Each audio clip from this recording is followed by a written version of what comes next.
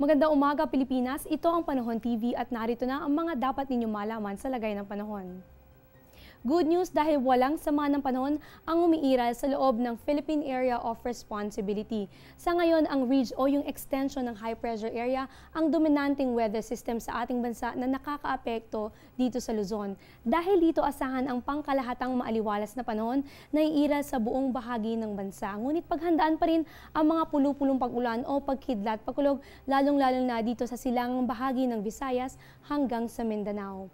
Ayon kay Pag-asa Weather Forecaster Meno Mendoza, sa mga susunod na araw ay magpapatuloy itong magandang lagay ng panahon sa ating bansa, kaya sulitin ito lalong-lalo na ng mga estudyante na ngayon ay SEM break na. Huwag po kayong aalis, magbabalik kami matapos ang isang paalala. Narito ang mga numerong dapat tandaan sa oras ng sakuna. National Emergency Hotline 911. NDRRMC 911-5061.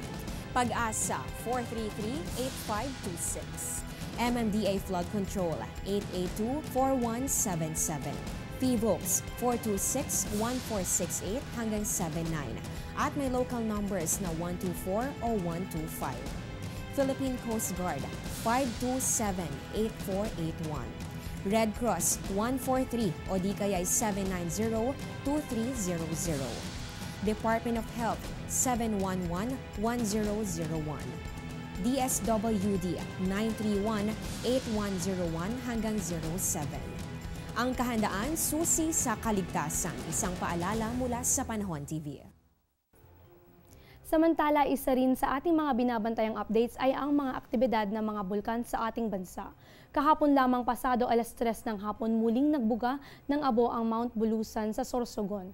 Tumagal ng 15 minuto ang pagsabog nito at ayon sa PVOX umabot sa 2.5 kilometro ang taas ng abong nilabas ng bulkan.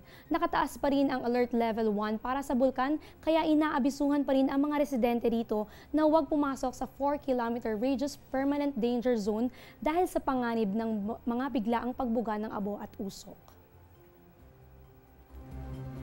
At yan ang latest mula rito sa Pag-asa. Para sa Panahon TV, ako si Nini Suntayas nagpapaalalang sa anumang panahon, maging mapagpala sa iyong kapwa.